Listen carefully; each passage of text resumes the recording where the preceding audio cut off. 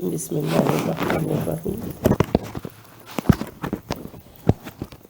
رب اشرح لی صدری ویسر لی امری واحلل عقدۃ من لسانی یفقہوا قولی واجعل لی وزیرا من اہلی ربی زدنی علما ربی زدنی علما ربی زدنی علما۔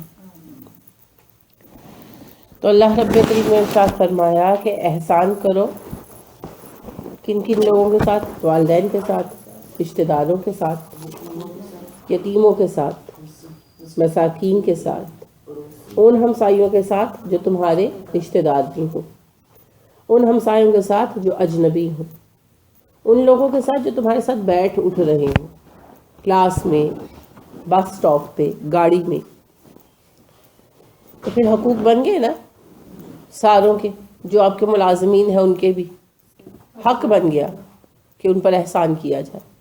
تو احسان ہوتا ہے کسی کو حق کے بغیر دینا، جو بہترین کر سکو۔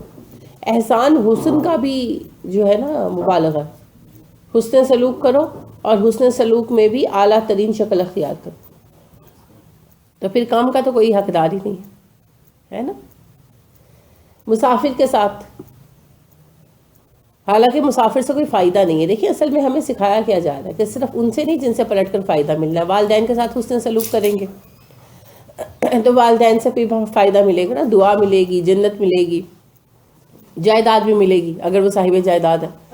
اور پھر اپنے والدین کے ساتھ آپ حسن سلوک کر رہے ہیں،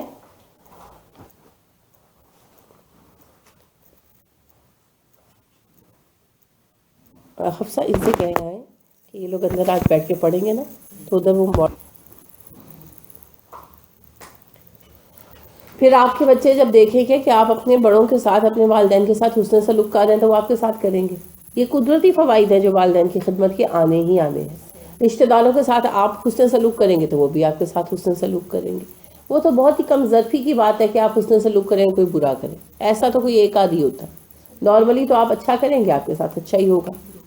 اسی طرح اگر آپ کسی یتیم کے کام آئیں گے تو ایک تو اوورآل فائدہ ہے نا کہ اگر آپ یتیم کے کام آئے، کل کو اللہ نہ کرے آپ کے کسی بچے پر کوئی برا وقت آیا یا کسی عزیز کے بچے پر آیا، تو ایسی صورت میں معاشرے میں رسم ہوگی یتیم کے کام آنے کی، تو آپ کے بھی بچوں کے مشکل وقت میں کوئی کام آئے گا۔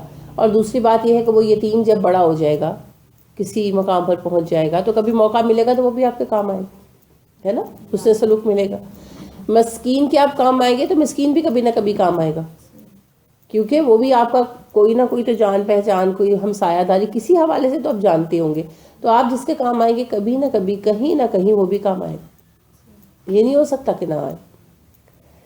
پھر ہمسایہ کے آپ کام آئیں گے تو ہمسایہ تو پھر کام آئے گا ہی آئے گا، لہٰذا ہمسایہ اجنبی ہو یا ہمسایہ رشتہ دار ہو وہ تو کام آئے گا ہی آئے گا۔ یہاں سب جگہوں پر فائدے ہیں، کچھ دو کچھ لو کا۔ اب آگے مسلمان کو اس سے آگے بڑھا دیا گیا، وہ اپنے سبیل مسافر کے بھی کام آؤ۔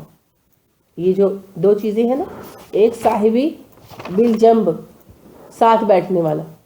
اب ساتھ بیٹھنے والے سے بھی ضروری نہیں ہوتا کہ فائدہ ملے۔ اگر آپ کسی کے ساتھ چنگ چنگ میں بیٹھے ہیں اور اس کو آپ نے پیاس لگی تھی، پانی پلا دیا، یا اس کو ٹھنڈ لگ رہی تھی تو آپ کے پاس ایکسٹرا کوئی چادر تھی یا چیز تھی آپ نے دے دی، وہ بارش میں بھیگ رہا تھا آپ جیسے کوئی ٹاول دے دیا، آپ کے پاس تھا، اب آپ اتر کے چلے گئے، اب وہ اپنے گھر چلا گیا، کیا پتا کون تھا، کہاں تھا، دوبارہ کبھی زندگی میں ملاقات ہو نہ ہو، ہے نا۔ اور مسافر سے تو ویسے ہی بہت مشکل ہے، وہ تو گزر رہا ہے، دوبارہ پتہ نہیں کبھی گزرے نہ گزرے، تو وہ جس سے کوئی فائدہ نہیں ملنا، کوئی توقع نہیں ہے کہ اس سے کوئی فائدہ ملے گا، اس کے ساتھ بھی احسان کرنا، اچھا سلوک نہیں کرنا، احسان کرنا، کیونکہ مومن محسن کے درجے پر پہنچنا چاہتا ہے، تو محسن کا درجہ مفت میں تھوڑی مل جاتا، اس کے ساتھ بھی احسان کرنا۔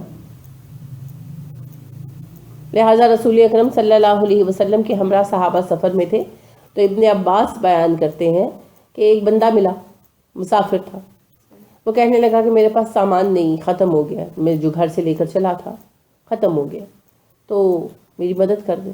تو آپ صلی اللہ علیہ وسلم نے ہمیں کہا کہ جس کے پاس جو سامان زائد ہے ضرورت سے اس کو دے دیں۔ تو آپ نے ہمیں اتنا زیادہ کہا دینے کا کہ ہمیں ایسے لگنے لگا کہ ہمارا کسی اپنی سے ضرورت سے زیادہ چیز پر اختیار ہی نہیں ہے، کہ یعنی کہ ہوتا ہے نا کہ بندہ زیادہ کپڑے رکھ لیتا ہے، زیادہ پیسے، زیادہ کھانا، تو ایک بندے کے پاس ایک سے زیادہ بھی زیادہ چیزیں ہو سکتی ہیں۔ تو ابن عباس ظاہری بات ہے چھوٹے تھے، تو سفر کے قابل ہونے کا مطلب یہ ہے کہ یہ آخر زمانے کی بات ہے، تو پیسہ تھا مسلمانوں کے پاس اس وقت۔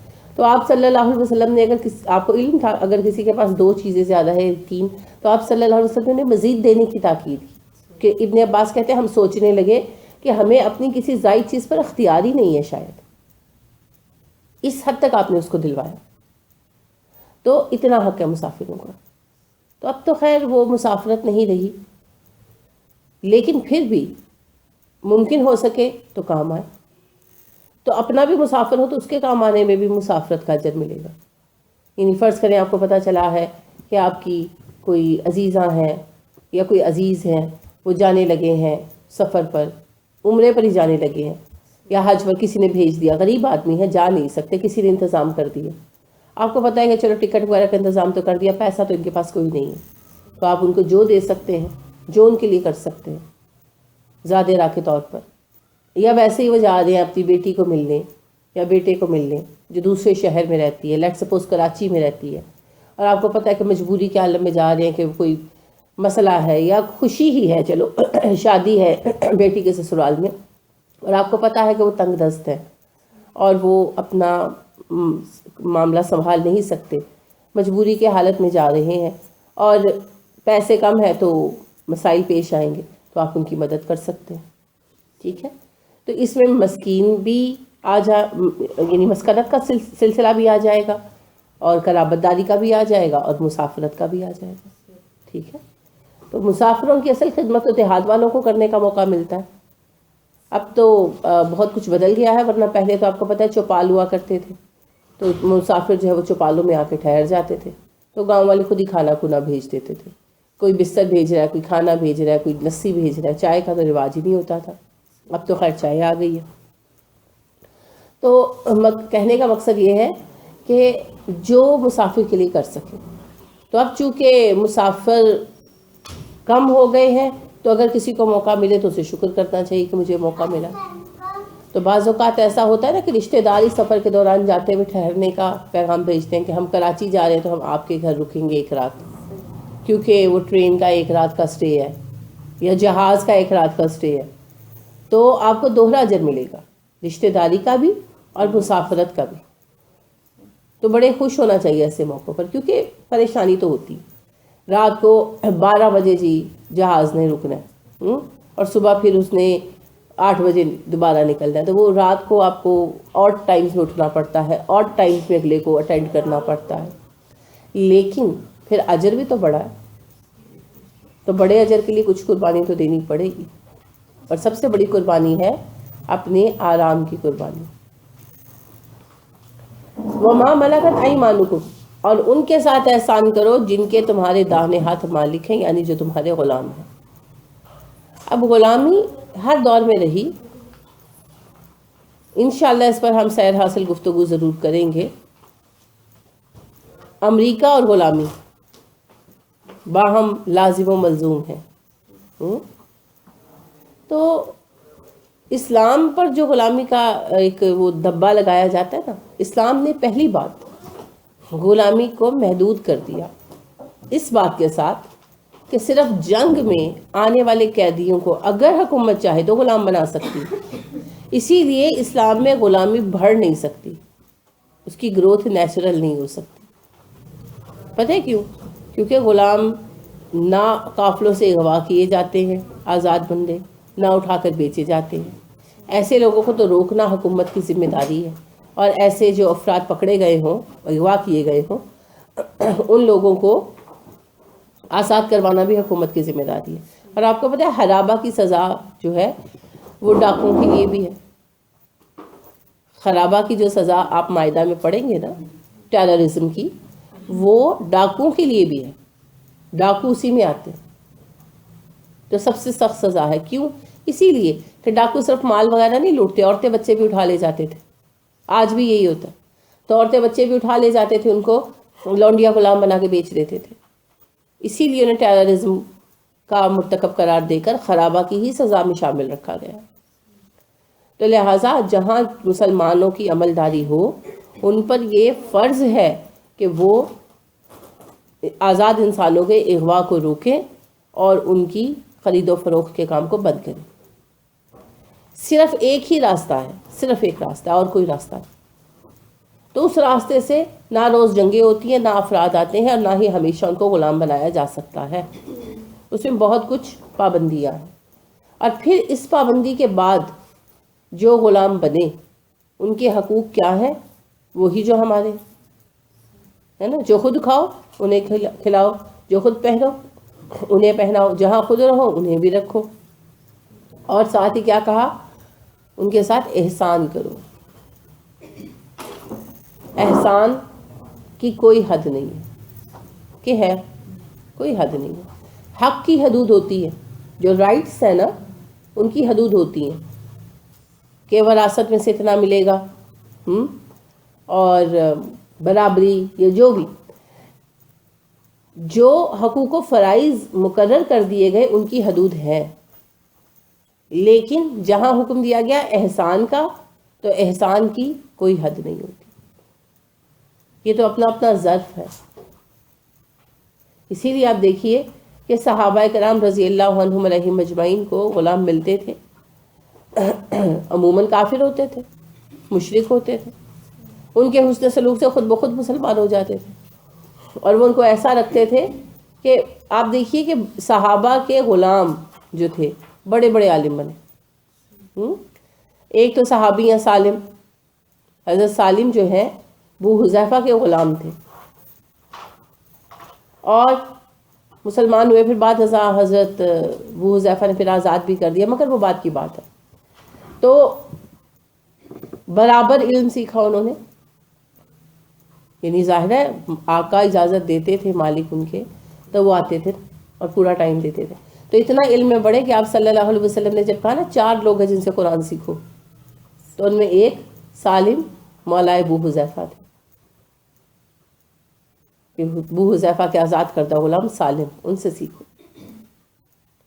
عطا بن ابی رباح بہت بڑے تابعین میں سے عالم ہے، بہت بڑا نام ہے مسلمانوں کا ہمارا، تو عطا غلام تھے۔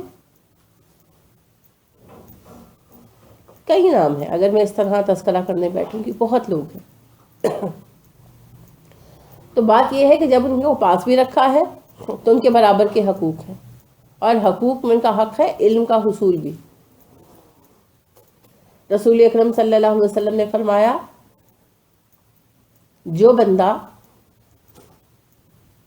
ایسا ہو کہ اس کے پاس کنیز ہو 1 یا 2، اور وہ انہیں اچھی طرح سے پرورش کرے اور تعلیم دلوائے، اور پھر آزاد کر کے ان کی شادیاں کر دے، تو وہ جنت میں میرے قریب ہوگا۔ یہ کیا کر انگلیوں سے اشارہ کیا کہ جیسے انگلیاں قریب ہے اس طرح قریب ہوگا، اس کا مقام میرے بہت قریب ہوگا۔ تو کتنا بڑا اجر بیان فرما رہے ہیں آپ۔ اسی وجہ سے صحابہ کرام رضی اللہ عنہم علیہم اجمعین کے پاس جو کنیزیں وغیرہ آئیں، یا تابعین کے پاس آئیں کنیزیں یا غلام، تو انہوں نے اکثر کو آزاد کر دیا، اور یہ نہیں کہ بس ایسے ہی آزاد کر دیا، وہ جب آزاد ہوئے تو وہ انتہائی تعلیم یافتہ اور معاشرے کے بہترین رکن بنے۔ اور عمر فاروق رضی اللہ عنہ کے زمانے کے اختتام پذیر ہوتے تک آپ دیکھیں گے انشاءاللہ، میں اس کے پورے اعداد و شمار آپ کے سامنے رکھوں گی، کہ غلامی کا اسلام میں حقیقی خاتمہ ہو چکا تھا۔ آج نام تو ختم ہوا گیا ہے غلامی کا، غلامی ختم نہیں ہوئی، لیکن مسلمانوں نے پروپیگنڈا نہیں کیا الحمدللہ، لیکن حقیقی معنوں میں غلامی ختم ہو گئی۔ تو اس کو ہم انشاءاللہ تفصیلاً دیکھیں گے، کیونکہ غلامی کا موضوع ساتھ ساتھ ہی چلے گا۔ ابھی یہاں یہ دیکھیے کہ غلام جو ماتحت بنا دیے گئے اور جن کو سپرد کر دیا گیا انسانوں کے، تو پھر ان کے لیے حکم کیا ہوا؟ ان کے ساتھ احسان کرو۔ تو غلاموں کا حق کیا ہے؟ ان کے ساتھ احسان کیا جائے۔ ان اللہ، بے شک اللہ، لا یحب، وہ پسند نہیں کرتا، من کانا، جو کوئی ہو، مختالن، اکڑنے والا، فخورا، فخر کرنے والا۔ بے شک اللہ شیخی خورے اکڑنے والے کو پسند نہیں کرتا. مختالا ہوتا ہے بہت مغرور، بد دماغ آدمی، صحیح اس کا ترجمہ ہوگا بد دماغ، بات بات پر چڑھ دوڑنے والا. اور فخورہ ہوتا ہے شیخیاں بگاڑنے والا، میں یہ ہوں، میں وہ ہوں، میں فلاں میں ڈھمکا. تو اللہ فرماتے ہیں کہ میں پسند نہیں کرتا ایسے لوگوں کو جو بد دماغ ہو، اپنے آپ کو بہت چیز سمجھتے ہو، بات بات پر متکبر ہو جاتے ہو. اور نہ ہی میں شیخی خوروں کو پسند کرتا ہوں. کیوں کہا یہ؟ کیونکہ قرابت کے رشتوں کو، مساکین کے ساتھ ملنے کو، یتیموں کے ساتھ ملنے کو یعنی مکس ہونے کو، مسافروں کے ساتھ جو آپ کے ہم سفر ہیں ان کے ساتھ ملنے سے کون سی چیز روکتی ہے؟ تکبر. ہم بڑی چیز ہے جی. لو میں کیوں بلاتا، اس نے مجھے سلام نہیں کیا، میں کیوں پہل کرتا. یہی کچھ ہوتا ہے نا. وہ کیا سمجھتا ہے اپنے آپ کو، جس میں جھکاؤ ہوتا ہے وہ خود ہی پہل کر دیتا ہے. چلو اس نے نہیں بلایا تو میں بلا لیتا ہوں، کیا فرق پڑتا ہے، رشتہ ہی ہے نا. اسی طرح بیٹھے ہوئے تو ساتھ جو بیٹھا لو پینڈو بندہ تھا، میں یعنی اس لائق تھا کہ میں اس سے بلاتا، میں اس سے بات کرتا. اسی طرح کی باتیں کرتے ہیں نا لوگ. تو اللہ رب کریم نے اسی وجہ سے کہا کہ یہ جو تمہارے اندر بد دماغی ہے نا اور شیخیاں بگاڑنا ہے، اس کی وجہ سے رشتے ٹوٹتے ہیں اور لوگ دور ہوتے ہیں. تو تمہیں اپنے اندر سے یہ عادتیں دور کرنی ہے، کیونکہ میں ایسوں کو پسند نہیں کرتا. سب سے بڑا شیخی خورا تو شیطان تھا نا. اس نے کہا تھا نا میں بہتر. یہی دو خرابیاں تھیں. آپ غور فرمائیں تو یہ جو بد مزاجی تھی، اس کی بد دماغی. بد دماغی کیا ہوتا ہے؟ اپنے آپ کو بڑا سمجھنے کی وجہ سے ہر وقت گردن اکڑائے رکھنا، ذرا کسی نے بات کی تو پیچھے پڑ جانا. تو بد دماغ تھا اور شیخی خورا تھا، تبھی تو مارا گیا. تو یہ خوبی نہیں ہے ہر وقت اپنے آپ کو بڑا سمجھنا. جو بڑا ہوتا ہے اس کی بڑائی نظر آ جاتی. لہٰذا آپ دیکھیے کہ صحابہ کرام رضی اللہ عنہم علیہم مجمعین میں سے کون کس سے کم تھا، مگر کبھی کسی نے بات نہیں کی کہ میں فلاں خاندان کا، میں فلاں، میں فلاں. تو ایک مرتبہ جو ہے ابو موسیٰ اشعری جو ہیں ان کا جھگڑا ہو گیا حضرت بلال رضی اللہ عنہ سے کسی بات پر. تو انہوں نے غصے میں کہا کہ کالی ماں کے بیٹے ان کو. تو رسول اکرم صلی اللہ علیہ وسلم کہیں آ گئے، آپ نے سن لیا. مسجد میں ہی تھے یہ لوگ. تو آپ صلی اللہ علیہ وسلم نے کہا کہ ابھی تک آپ سے جہالت کی بو نہیں گئی کہ نسب کے تانے دیتے ہو ایک دوسرے کو. تو دیکھیے بات یہ ہے کہ یہ جو ہے نا بد دماغی، یہ اپنے آپ کو بڑا سمجھنا، دوسرے کو نسب یا مال کے اعتبار سے کمتر سمجھنا، یہ مومن کو شایان ہی نہیں ہے. مومن ایسا ہوتا ہی نہیں. مومن کیسا ہوتا ہے؟ المؤمن حیین لین. مومن جھکا ہوا ہوتا ہے، نرم مزاج ہوتا ہے. حیین جھکا ہوا، ہاؤن سے، لین نرم ملائم ہموار، ہینڈل کیا جا سکتا ہے ایزیلی. 3 لفظوں کی حدیث ہے، یاد کر لیجیے. المؤمن حیین لین. بولیے. مؤمن نہیں، مؤمنو. ال آ گیا تو مؤمن نہیں ہو سکتا، یا ال آئے گا یا تنوین آئے گی.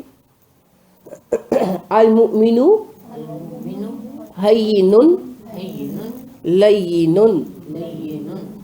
جی المؤمن حیین لین. بولیے. جی کیا مطلب ہے؟ مومن نرم مزاج اور جھکا ہوا ہوتا ہے. جی ہاں میں لکھ دوں گی. تو یہ جو ہے نا حدیث، یہ بتاتی کیا ہے کہ مومن کمزور ہوتا ہے، عاجز ہوتا ہے؟ نہیں. مومن میں نرمی ہوتی ہے، اپنوں کے ساتھ جھکا ہوا ہوتا ہے، بات اس سے کی جا سکتی ہے. جو بندہ ہو نا کہ آپ کہیں کہ اس سے بات کیسے کروں، اس سے تو بات ہی کرنا مشکل ہے، تو یہ مومن کی صفت نہیں ہے. عمر فاروق رضی اللہ عنہ کتنے سخت مزاج تھے، ویسے مشہور ہے نا ان کی سختی، لیکن لوگوں سے آسانی سے بات کر لیتے تھے، ہے نا. دیہاتی آتے تھے، آپ رضی اللہ عنہ سے بیٹھ کر بات اپنی کر لیتے تھے. تو مومن لین ہوتا ہے، ایزی ٹو ہینڈل، اس سے بات کی جا سکتی ہے، اپنا مسئلہ شیئر کیا جا سکتا ہے. اور حیین ہوتا ہے دوسروں کے لیے متواضع، جھکا ہوا. اس کے اندر تواضع ہوتی ہے، عاجزی ہوتی ہے، کمزوری نہیں ہوتی۔ ہو ہلکا یاراں تو اب ریشم کی طرح نرم، رزم حق باطل ہو تو فولاد ہے مومن۔ تو یہ جو ہے نا اکڑ، یہ ایمان کے مخالف ہے، کیونکہ اکڑ تکبر کا نتیجہ ہے، اور تکبر اور ایمان ایک دل میں نہیں رہ سکتے، ہے نا۔ تو اکڑ بیکار لوگوں میں ہوتی ہے، جن میں کچھ ہوتا نہیں ہے نا ان میں اکڑ ہوتی ہے، جن کے اندر خوبی ہوتی ہے ان کو ایک خاص قسم کی بے نیازی حاصل ہو جاتی ہے۔ آپ دیکھتے ہیں نا آج ہمارے بچے جو ہیں بہت زیادہ اپنے آپ کو شو کرنا چاہتے ہیں، یعنی اب دیکھیے کہ بچیاں طرح طرح کے میک اپ کرتی ہے نا، انتہائی مختصر لباس پہنتی ہیں، ٹائٹ، کیوں؟ کوئی تو ہمیں نوٹس کرے، کوئی تو ہمیں نوٹس کرے، ہم بھی ہیں دنیا میں، سیریسلی اہمیت کوئی نہیں ہے نا۔ کوئی بڑا عالم ہے آپ کے پاس، بڑے سائنٹسٹ ہیں آپ کے پاس، بڑے میتھمیٹیشین ہیں آپ کے پاس، آپ ہیروز کہاں آپ کو ملتے ہیں؟ کوئی ہیرو نہیں ملتا نا، اپنی قحط و رجال قسم کا ماحول بنا ہوا، جو چند ایک لوگ ہیں ان پر ہماری توجہ نہیں ہے، بڑے اچھے اچھے لوگ ہیں لیکن ہماری ان پر توجہ نہیں ہے۔ تو ہم لوگ، ہمارے بچے مغرب کے لوگوں کے مقابلے میں اپنے آپ کو حقیر سمجھتے ہیں، تو پھر وہ اس طرح کے فیشن کرتے ہیں، کیوں؟ کوئی ہمیں نوٹس کرے، کیوں لڑکے پھٹی جینس پہن کے پھرتے ہیں، کسڑ کسڑ کر کے چلتے ہیں، کیوں؟ چلو کوئی یہ آواز سن کے مجھے پلٹ کر دیکھ لے، کیونکہ کوئی انہیں نوٹس نہیں کرتا، وہ اپنے آپ کو غیر اہم سمجھتے ہیں۔ اس وجہ سے توجہ لینے کے لیے کیوں سڑکوں پر کھڑے ہو کر جملے اچھالتے ہیں؟ توجہ لینے کے لیے کہ کوئی تو نوٹس کرے میں بھی موجود ہوں۔ یہ خواہش پازیٹیو ہو جائے نا تو بندہ بڑے بڑے مقامات حاصل کر لیتا، خواہش نیگیٹو ہو جائے، یعنی بغیر کچھ کیے اہمیت پانا چاہے، بندہ پاگل ہو جاتا ہے، جیسے ہمارے یوتھ پاگل ہوئی ہے بیچاری، ان کو راستہ دکھائی نہیں دے رہا، یہ مسئلہ ہے۔ تو ہر انسان چاہتا ہے میں نظر آؤں، مجھے مانا جائے، لیکن جب کوئی اپنے آپ کو منوا لیتا ہے نا پھر وہ بے پرواہ ہو جاتا، پھر اسے فرق نہیں پڑتا کہ میں نے کیا پہنا کیا نہیں پہنا، ٹھیک ہے، پھر اس کو فرق نہیں پڑتا، پھر وہ ہر طرح کے ماحول میں اپنے آپ کو برقرار رکھتا، اور جن کے ہاتھ میں کچھ نہیں ہوتا وہ چھوٹی چھوٹی بات پہ کہتے ہیں ہماری بے عزتی کر دی گئی۔ جیسے میں نے آپ کو مامون رشید کا بتایا نا کہ ان کے پاس ایک عالم رات گزارنے کے لیے آئے، تو پانی رات کو ان کو چاہیے تھا، تو اٹھے تو مامون بھی اٹھ گئے، مامون نے ان کا بستر اپنے برابر لگوایا تھا، تو مامون نے کہا کہ کیا چاہیے، تو کہنے لگے پانی، تو مامون اٹھ کے پانی کا گلاس لے آئے، تو وہ بڑے شرمندہ ہوئے، کہنے لگے میں تو اس لیے کہا تھا کہ شاید آپ کسی ملازم کو بلائیں گے، تو انہوں نے کہا کہ کیا فرق پڑا، میں پانی لانے سے پہلے بھی مامون رشید تھا، پانی لانے کے بعد بھی مامون رشید، کیونکہ وہ واقعی خلیفہ تھا نا، مامون رشید خلیفہ تھے اور ایک خاص سٹیٹس تھا ان کا، لہٰذا ان کو کوئی فرق نہیں پڑا۔ اور یہاں اگر ساس بہو کو کہہ دے کہ مجھے پانی پلا دو تو بہو کا موڈ آف ہو جاتا ہے، اور بہو ساس کو کہہ دے کہ امی کھڑی ہے پانی کا گلاس دے دے تو ساس کی عزت نیچے آ جاتی ہے، کیونکہ کچھ ہے نہیں نا، ہمارے کوئی مقام ہے ہی نہیں دنیا میں، نہ گھر میں، ہم نے زندگی میں کچھ کیا ہی نہیں، لہٰذا ہماری عزتیں فوراً ہی نیچے گر جاتی۔ اس وجہ سے وہ کہتے ہیں خالی چنا زیادہ بولتا ہے، تھوتھا چنا باجے گھنا، تو ہم خالی برتن اس لیے بجتے رہتے ہیں، اور مومن خالی برتن نہیں ہوتا، اس لیے متواضع ہوتا ہے، اس کی عزت میں کہیں فرق نہیں آتا۔ یہ بات نہیں ہے کہ وہ ذلیل ہونے کے لیے کوئی خاص مقامات ڈھونڈ رہا ہوتا ہے جیسے تصوف میں ہے، ایسی بات نہیں ہے، لیکن مطلب کام کرنے میں سیار نہیں ہوتی۔ لہٰذا رسول اکرم صلی اللہ علیہ وسلم جب صحابہ کے ساتھ ایک مرتبہ سفر پر تھے، قیام کیا، تو صحابہ نے کام تقسیم کر لیا آپس میں کہ بھئی آج میں جو ہے گوشت بناؤں گا، میں جو ہے ہانڈی پکاؤں گا، تو آپ صلی اللہ علیہ وسلم نے کہا میں کھانا بنانے کے لیے لکڑیاں چن کر لاؤں گا، تو آپ کی عزت کم نہیں نہ ہوئی؟